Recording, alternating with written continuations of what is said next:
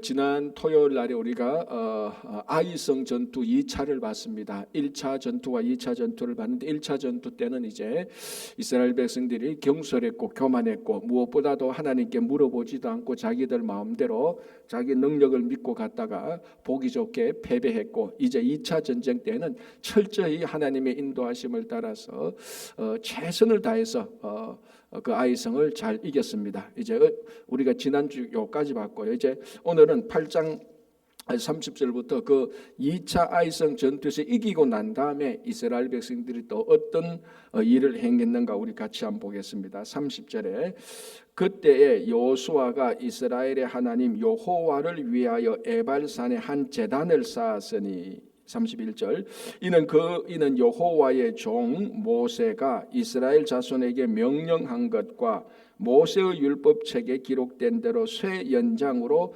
다듬지 아니한 새 돌로 만든 제단이라. 무리가 여호와께 번제물과 화목제물을 그 위에 드렸으며, 자, 첫 번째 뭐 했는가 하면은 제단을 쌓았습니다. 그리고 두 번째는 제단을 쌓고 난 다음에 제사를 드렸습니다.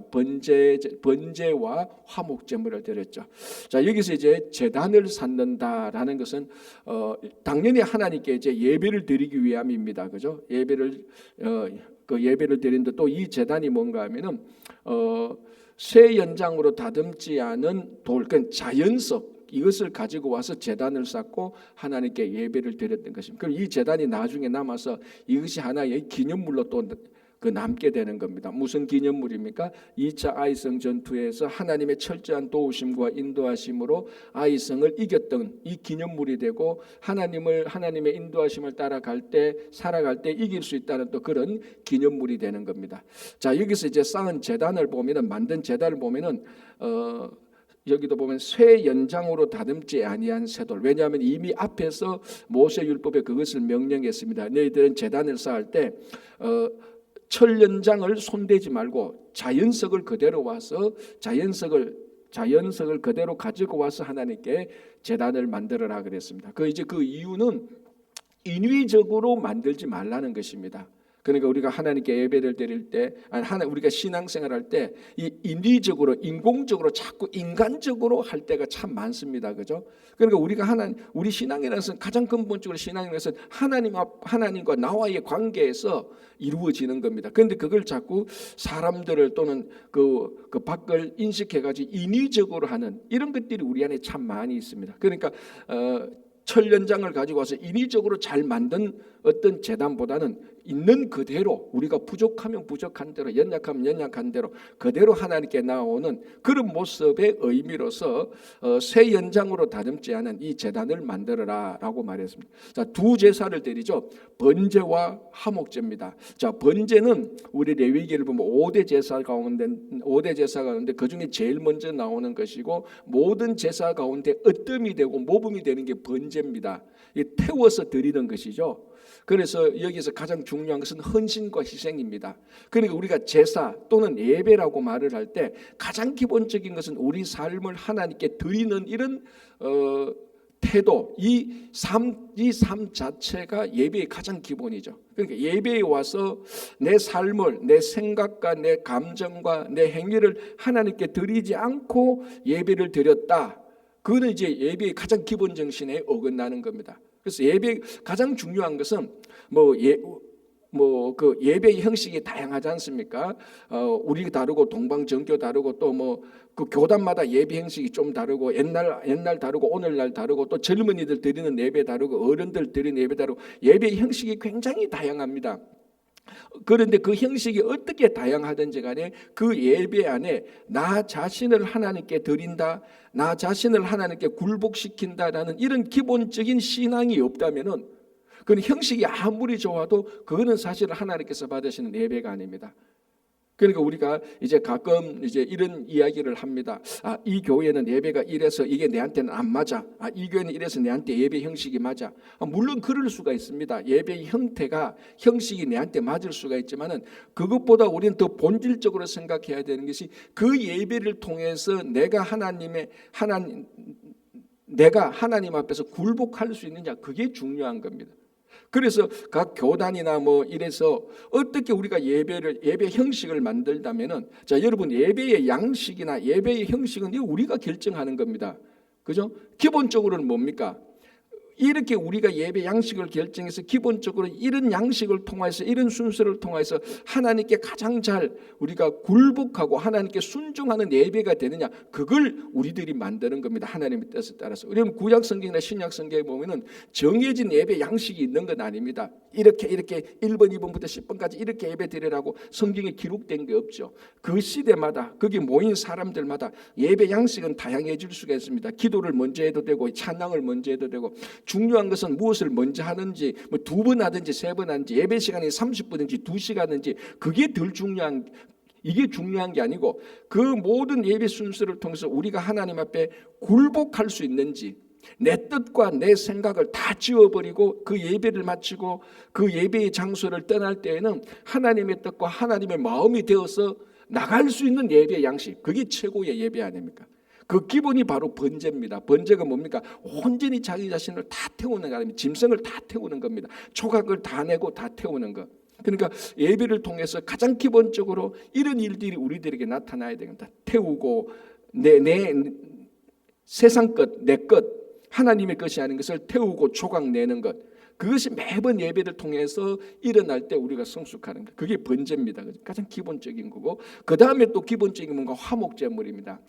화목제는 기본적으로 하나님과 우리 사이가 화목하는 겁니다. 자, 제사의 가장 기본적인 전제가 뭔가 하면 하나님과 우리 사이가 분리되어가 있다는 겁니다. 뭐 때문에? 죄 때문에. 그래서 이 제사를 통해서, 예배를 통해서 우리가 하나님 앞에 나아가게 되는 겁니다. 그래서 예수님께서 자기 자신이 제물이 되어서 우리가 예수 그리스도의 이름으로 언제든지 하나님께 나아갈 수 있도록 만들어 놓은 것입니다. 이제 이게 바로 이 제사를 통해서 우리가 헌신하고 희생하는 것하고, 또 하나 중요한 것은 하나님과 화목하게 되는 겁니다. 제사를 통해서. 그리고 화목 제물은 또 하나 뭐가 중요한 게, 하나님과 화목함과 동시에, 하나님의 화목함과 동시에 이것이 기본이 되어서 사람과 화목하게 되는 거죠. 그래서 화목 제물은 어떻게 합니까? 제물을 드리고 남은 것 가지고 자기 가족들, 친지들을 다 불러서 그 제물을, 거기서 드렸던 제물을 같이 나누어 먹는 겁니다. 화목 제사만 유일하게 그렇게 하는 거죠. 그래서 하나님과 화목하고 난 다음에 사람과 화목하게 되는 겁니다. 자, 오늘 이제 여호수아가 철로 만들지 않은 그 자연석을 가지고 난 다음에 이제 제사를 드는데, 이 번제와 화목제를 드리는 거다. 이게 그러니까 이 제단을 쌓고 번제와 화목제를 드리는 것은 첫 번째로 나오게 되는 겁니다. 그래서 자, 32절에 이렇게 되어 있습니다. 여호수아가 거기서 모세가 기록한 율법을 이스라엘 자손의 목전에서 그 도를 기록하며 온 이스라엘과 그 장로들과 관리들과 재판장들과 본토인뿐 아니라 이방인까지 여호와의 언약궤를 맨 레위 사람들 제사장들 앞에서 궤의 좌우에 서되 절반은 그리심산에 절반은 에발산에 섰다는 겁니다. 자, 그 모든 사람들을 다 이제 모아가지고 절반은 그리심산으로 올라가고 절반은 에발산에 올라갔습니다. 뭐하러 올라갔습니까? 우리가 앞에서 이미 나왔죠. 절반은 축복을 선포하고 절반은 저주를 선포하기 위해서입니다. 이건 이미 하나님께서 모세를 통해서 말씀해 놓은 것이죠. 그래서 어느 산에서 축복을 선포합니까? 그리심산. 에발산에서는 저주를 선포합니다. 그래서 지도를 보면은 에발산은 북쪽에 있고 그리심산은 남쪽에 있습니다. 근데 그 중간에 세겜이라는 도시가 있습니다. 세겜을 중심으로 동쪽을 봅니다. 그럼 세겜이 여기가 있다면, 자, 여러분 쪽에서 보면 세겜이 여기 있다면 동쪽이 이쪽이죠. 여러분 쪽에서 보면은, 그래서 동쪽에서 보면, 여러분 쪽에서 동쪽에 보면 남쪽에 있고 이게 북쪽에 있습니다. 남쪽에 있는 사람이 그리심산이고 북쪽에 있는 에발산입니다. 그래서 동쪽을 향해서 딱 보면은 오른쪽이 무슨 산? 그리심산, 왼쪽이 에발산. 그러니까 성경에서 오른쪽은 항상 하나님의 손이었고 전능의 손이었고 축복의 손이었습니다. 그래서 세겜이라는 도시에 있어서 동쪽을 보면은 그리심산이 오른쪽에 있고 에발산이 왼쪽에 있습니다. 오른손은 축복을 선포하고 왼쪽은 저주를 선포하는 이것이었습니다. 이건 이미 앞에서 한번 봤는데, 거기서 중요한 것은 왜 세겜이냐는 겁니다. 세겜은 전통적으로 언약의 장소였다고 얘기를 드렸습니다. 아브라함이 가나안 땅에 들어와서 제일 먼저 제단을 쌓고 하나님께 언약을 맺었던 장소가 세겜이었습니다. 야곱도 그랬고요. 자, 오늘 이스라엘 백성들도 그랬고, 이 가나안에 들어와서 그러니까 이 언약의 도시 세겜을 중심으로 오른쪽 왼쪽을 보는 겁니다. 자, 그린심산에서 축복도 중요하고 에발산에서 저주도 중요하지만 그 중간에 그것을 기준을 잡아주는 도시, 세겜 도시, 뭐냐면 언약이라는 겁니다. 그 언약이 이스라엘 백성들의 축복과 저주가 선포되어지는 기준이 되는 것입니다. 무슨 말인가 하면 언약을 지키면 축복이요, 언약을 지키지 않으면 저주라는 겁니다. 오늘날 우리하고 똑같은 거 아닙니까? 이것이 그러니까 신명기의 가장 중요한 내용이었습니다. 그죠? 신명기의 중요한 내용이 뭡니까? 하나님 말씀에 순종하면은 복을 받고 불순종하면 저주를 받는다. 신명기는 그게 명확하게 나타났습니다. 그래서 우리가 오늘 이 말씀을 다시 볼 때 우리 한평생 살아갈 때 우리 삶 속에 늘 이 말씀에 순종하는 것, 이것이 우리 가장 경건의 기본이 되어야 되고, 이것을 우리가 참 축복으로, 그리고 사실은 말씀에 순종하는 삶 자체가 축복의 삶입니다. 그 순종할 때 축복이 오기도 하지만은 그 축복하는 삶 자체가 축복되는 삶이 되는 것입니다. 그리고 말씀을 불순종하는 것은 불순종해서 저주를 받지만은 불순종하는 삶 자체가 하나님께서 볼 때는 저주의 삶하고 마찬가지입니다. 그래서 오늘 이것을 얘기하는 것이에요. 그래서 그리심산에 에발산에서 축복과 저주를 선포하게 되는 겁니다. 자, 34절 이렇게 되어 있습니다. 그 후에 여호수아가 율법책에 기록된 모든 것을 축복과 저주하는 율법의 모든 말씀을 낭독하였으니, 자, 이제 여호수아가 처음으로 이제 가나안에 들어와서 아이성 전투와 여리고성을 무너뜨리고 요단강을 건너고 여리고성을 이기고 아이성을 이기고 와서 처음으로 온 백성들을 모아서 이 가나안에서 하나님의 말씀을 선포합니다. 이 모습이 뭐하고 비슷한가 하면은 모세가 시내산에서 율법을 받아와서 이스라엘 백성들한테 모세가 그 율법을 선포하는 것에 반복하는 것하고 마찬가지입니다. 모세가 율법을 받아서 이스라엘 백성들에게 시내산에서 선포했듯이 여호수아가 그 하나님께서 모세를 통해서 준 그 율법을 받아서 이번에는 가나안 땅에 들어가서 그 율법을 선포합니다. 그래서 어떤 사람이 이렇게 말합니다. 드디어 시내산이 가나안에 정착되었다, 이렇게 말을 합니다. 시내산의 율법이, 시내산의 말씀이 드디어 가나안의 말씀이 되었다는 것입니다. 이게 이제 우리가 말하는 성육신하고 같은 거죠. 자, 오늘날 우리 식으로 말하면 어떻게 말합니까? 시내산의 율법이 시내산의 말씀이 가나안의 말씀이 되었고, 가나안의 말씀이 오늘날 우리가 살고 있는 뉴욕의 말씀이 된 것하고 똑같습니다. 그러니까 처음에 모세를 통했던 그 말씀이 지금 수천 년이 지나가서 우리가 있는 곳마다 그곳에서 다시 또 똑같은 말씀의 능력이 되고 똑같은 말씀의 진리가 되고 능력이 되고, 오늘날 우리가 살고 있는 이곳에서도 똑같은 말씀의 진리와 능력이 되는 겁니다. 시내산의 말씀이 가나안의 말씀이 되고, 가나안의 말씀이 오늘날 우리가 살고 있는 뉴욕의 말씀이 되는 겁니다. 그래서 우리는 여전히 동일하게 똑같이 모세가 선포했던 말씀, 여호수아가 가나안에서 선포한 그 말씀이 오늘날 우리들에게 똑같이 선포되어지는 말씀으로 우리가 이 말씀을 지금 읽고 듣고 새기고 행하기로 결단하는 겁니다. 그런 자들에게 그렇게 순종하는 자들에게 하나님의 놀라운 축복이 있다라는 것이 그리심산에서 선포한 것이고, 그렇지 않는 자들에게는 저주가 있을 것이다 라고 선포한 것이 에발산에서 선포한 율법입니다. 어느 게 중요합니까? 둘 다 중요하죠. 하나님의 축복, 우리가 이렇게 순종할 때 축복받는 것도 중요하지만 불순종하면 하나님의 저주가 있다는 강력한 경고의 말씀도 우리들에게 있어야 됩니다. 우리는 연약한 죄인이고 태어날 때부터 죄인으로 태어나서 심판의 경고가 없으면요, 우리는 항상 쉽게 풀려지는 겁니다. 화장실 들어갈 때하고 화장실 나올 때 마음하고 다르다는 거하고 똑같습니다. 그죠? 자, 그래서 이제 모세가 시내산에서 율법을 선포한 것처럼 여호수아도 가나안에서 율법을 선포해서 계속해서 이제 가나안 땅을 점령하고 이제 이렇게 해서 나가기 시작하는 겁니다. 자, 이렇게 해서 이제 아이성 전투는 완전히 끝납니다. 그죠? 제단까지 쌓고 율법을 선포했고, 자, 이제 그 다음 단계가 넘어갑니다. 9장 1절 2절 보겠습니다. 이 일 후에, 이 일 뭡니까?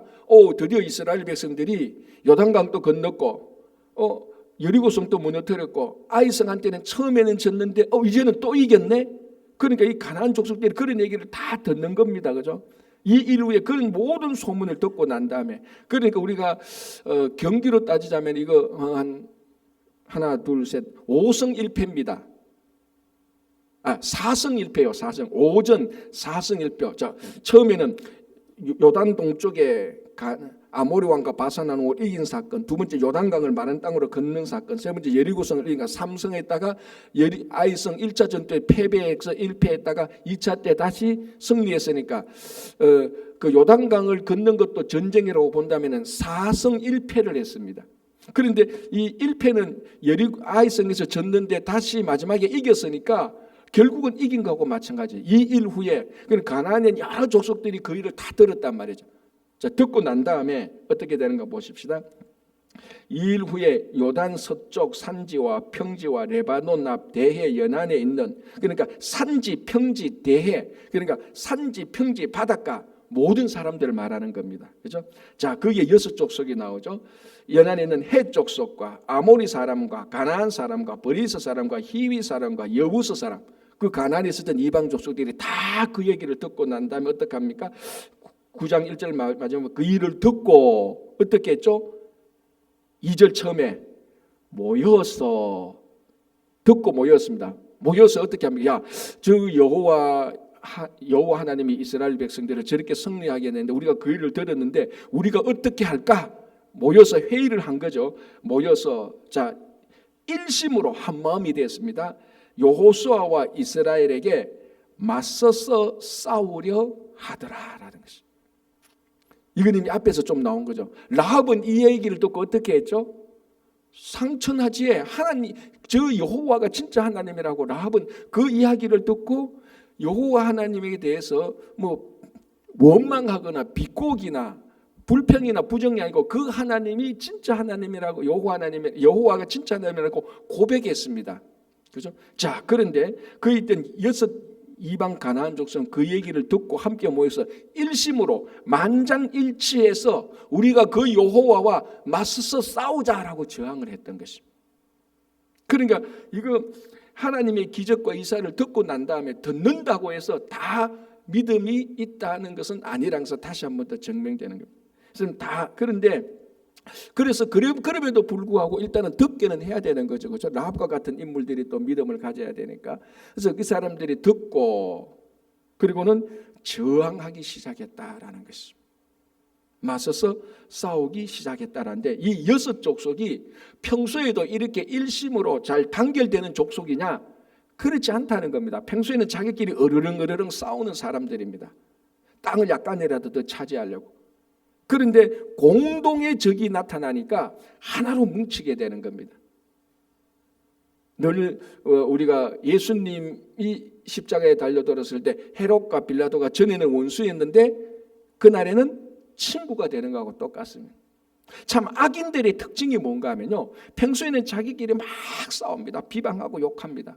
근데 진리가 나타나면은 그 진리에 저항하기 위해서 이 악인들이 하나로 뭉쳐요. 그건 예로부터 계속 있었던 악의 본성입니다. 참 진리에 대항하기 위해서 악인들이 연합하는 것들, 이런 건 우리가 실생활에서도 이런 걸 경험하게 되는 것입니다. 그렇죠? 그래서 오늘 또 보십시오. 여호와 하나님께서 이스라엘 백성을 인도하여 가나안 땅에 들어가니까 평소에 막 이리 어르렁 싸우던 6 이방 족속 하나로 딱 뭉쳐서 이스라엘과 맞서 싸우기를 결심하는 겁니다. 사실 이렇게 해야 될 것이 아니고 여호와 앞에 굴복해야 하고 순종해야 되고 진짜 우리가 참된 신을 찾았다라고 그 앞에 와서 경배해야 되는 겁니다. 그렇죠? 자, 이제 3절 보겠습니다. 그런데 이런 가운데서 특이한 한 족속이 등장합니다. 그게 기브온 족속인데 한번 보시겠습니다. 3절. 기브온 주민들이 여호수아가 여리고와 아이에 행한 일을 듣고, 자, 이 사람들도 들었습니다. 그죠? 그래서 다 듣는 거죠. 6족속들 왕들도 듣고 기브온 주민들도 그 얘기를 들었습니다. 똑같은 얘기를 들었습니다. 똑같은 얘기를 들었는데 6족속의 왕들은 한 마음이 되어서 이스라엘과 맞서 싸우자라고 했는 반면에 기브온 족속은 어떻게 합니까? 3절에서 그걸 듣고 4절, 5절, 6절을 보면은 자기들은 이스라엘 백성들과 화친하기를 원합니다. 왜?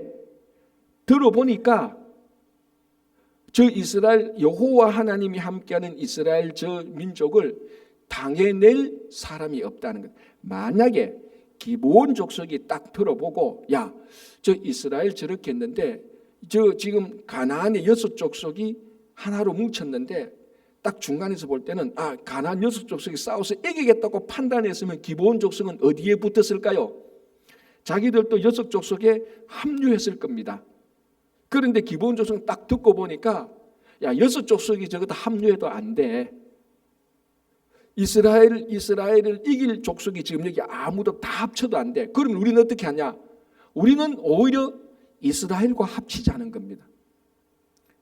그럼 뭘 할 수 있습니까? 이 사람들은 뭔가 모르게 여호와 하나님께서 이스라엘 백성들을 통해서 하시는 그 놀라운 이적을 보고 그 이적 안에 나타난 참된 능력이 누군가인 것은 알았다는 겁니다.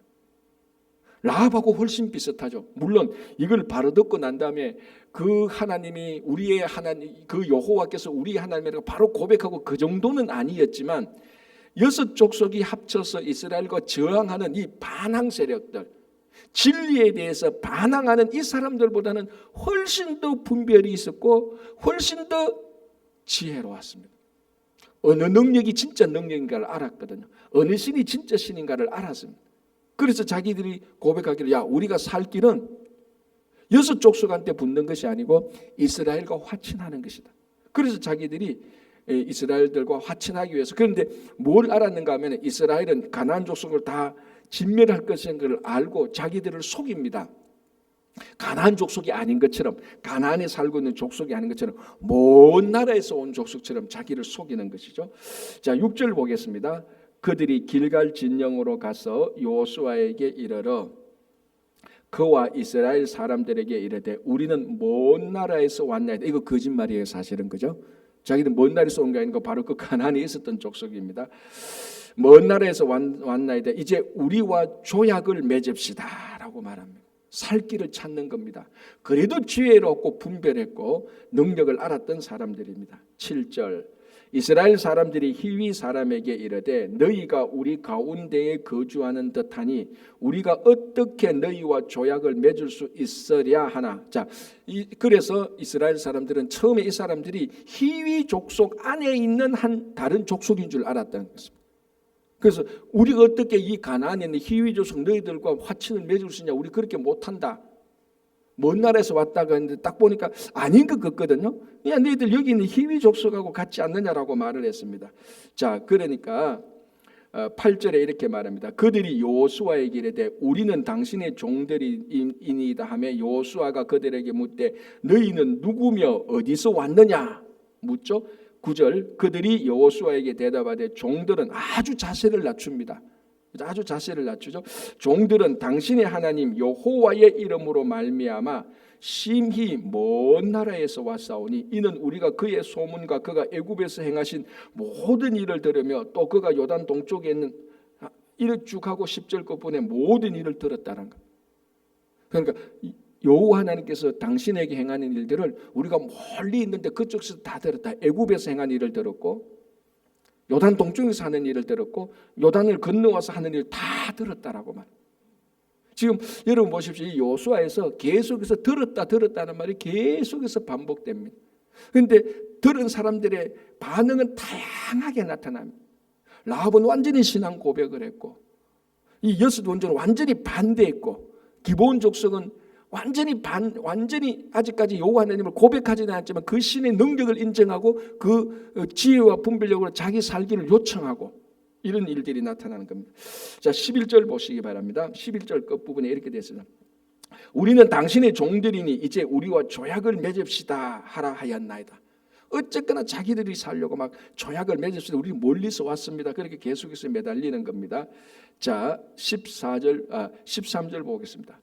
또 우리가 포도주를 담은 이 가죽 부대도 새 것이었으나 찢어지게 되었고 우리의 이 옷과 신도 여행이 매우 길었으므로 다 낡아졌나이다 한지라. 어쨌거나 지금 이스라엘 백성들을 속이려고 하는 겁니다. 사실은 자기들의 복장하고 이런 것을 우리가 먼 데서 왔기 때문에 원래 새 옷 입고 왔는데 하루 오랫동안 걸어와가지고 옷도 다 낡았고 신발도 다 낡았고 우리 먼 데서 왔는데 우리 화친을 맺읍시다라고 말하는 거예요.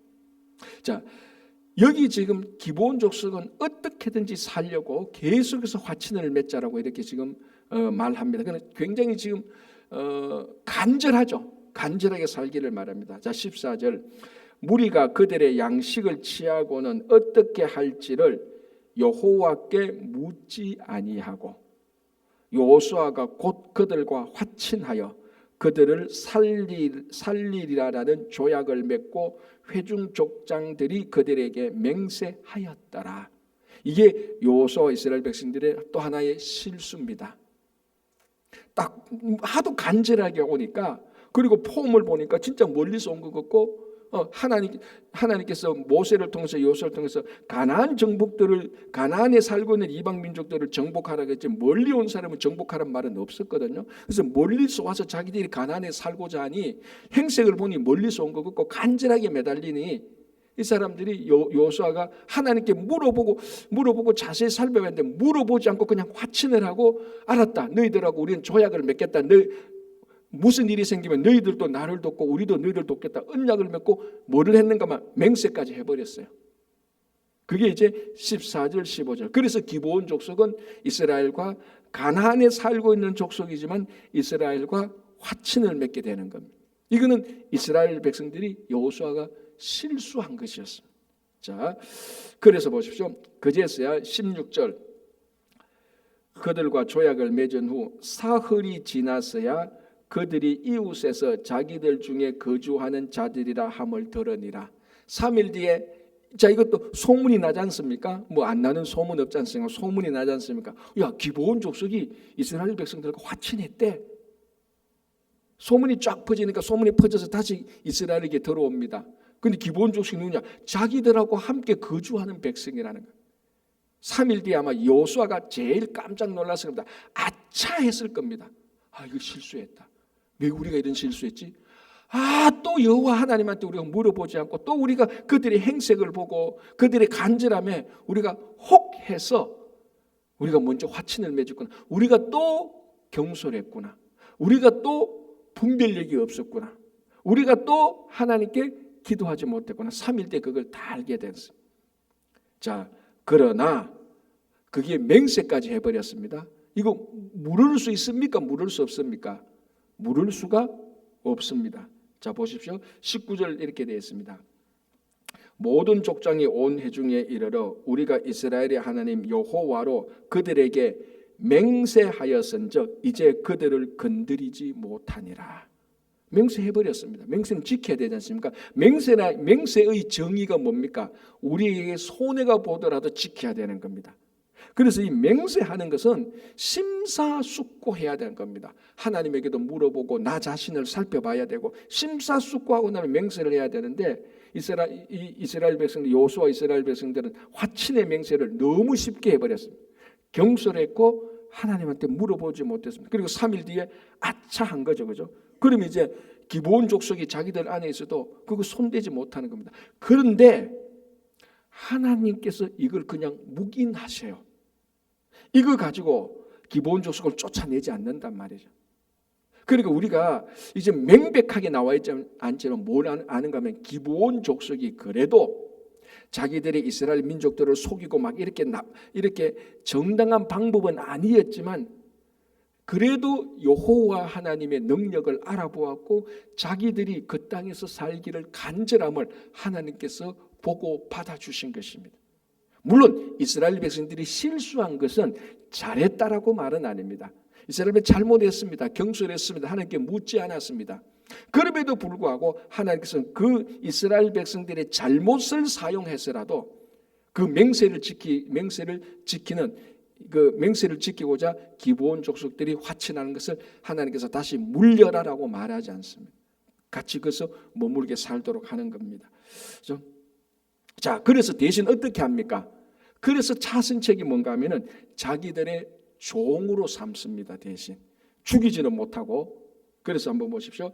21절에 무리에게 이르되 그들을 살리라 하니, 그죠? 그들의 살리라니. 20절부터 먼저 볼게요. 우리가 그들에게 맹세한 명약으로 말미암아. 왜 맹세를 무르지 못합니까? 맹세는 하나님 앞에서 한 것이거든요. 하나님 앞에 하나님의 이름으로 맹세하기 때문에 그걸 다시 되돌릴 수가 없습니다. 그래서 우리가 그들에게 맹세한 맹약으로 말미암아 진노가 우리에게 임할까 하니, 왜? 맹세를 어기면 진노가 이스라엘 백성들에게 오니까 겁이 나서 그 맹세를 지킬 수밖에 없습니다. 지키되 대신 안 죽여야 됩니다. 안 죽이고 자기하고 같이 살아야 되니까 인간적으로 말하면 속상하잖아요. 그래서 어떻게 합니까? 종으로 삼습니다. 21절에 무리에게 이르되 그들을 살리라 하니, 살습니다. 족장들이 그들에게 이른대로 그들이 온 회중을 위하여 나무를 패며 물을 깃는 자가 되었더라라고 합니다. 이렇게 해서 기브온 족속들은 살아남습니다. 자, 1절과 2절에 나머지 6족속하고 비교해 보십시오. 지혜가 있었고 이 같은 이방 민족이었지만 여호와 하나님께서 하신 말씀을 들을 수 있는 분별력이 있었고 인정할 수 있었고, 이 가운데서 우리가 어떻게 살아갈까 그 고민이 있었고 지혜가 있었습니다. 우리는 이 기브온 족속에서 성도가 배워야 될 게 있죠. 지혜와 분별력을 배울 수 있습니다. 나머지 다른 족속들은 분별이 없었습니다. 여호와께 이스라엘과 맞서 싸우자라고 말합니다. 이거는 분별도 아니고 용기도 아니고 객기입니다. 객기.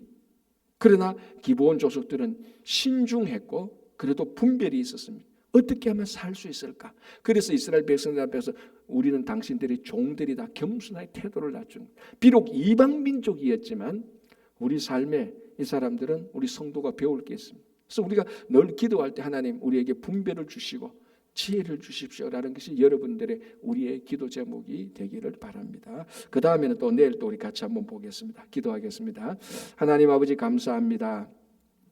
이스라엘 백성들이 또 가나안에 들어가서 모세의 율법을 선포한 것을 보면서 아버지 시내산의 말씀이 가나안의 말씀이 되고, 이제 오늘날 우리가 뉴욕에 살면서 가나안의 말씀이 다시 뉴욕의 말씀이 되게 하여 주시옵소서. 그래서 이 말씀을 지키며 순종하며 복된 가정과 교회와 일터가 되게 하여 주시옵소서. 주님, 우리들에게 기본 사람들이 가지고 있었던 분별과 지혜도 저희들에게 주셔서 정말 우리가 매사를 살아갈 때 우리들에게 악한 선과 악을 분별하고 진리와 거짓을 분별하고 우리의 삶이 하나님 앞에서 지혜롭게 살아갈 수 있도록 도와주시옵소서. 주님, 추수감사절 11월 23일에 친구 초청을 하게 됩니다. 아직까지도 정하지 못하고 아버지 우리 주변에 교회에 다니지 않는 예수 믿는 사람들을 잘 초청하고 우리 형제 자매들을 초청하여서 하나님께 영광된 추수감사절 친구 초청 주일이 되게 하여 주시옵소서. 또 아버지는 내년 1월 첫 주일부터 말씀 나눔을 하게 되는데 많은 성도들이 함께 참여하여서 말씀을 나눌 수 있도록 우리 마음을 열어주시옵소서. 날씨가 추워졌습니다. 늘 건강 지켜주시고 가정과 일터와 자녀들에게도 함께하여 주시옵소서. 감사하오며 예수님 이름으로 기도합니다. 아멘.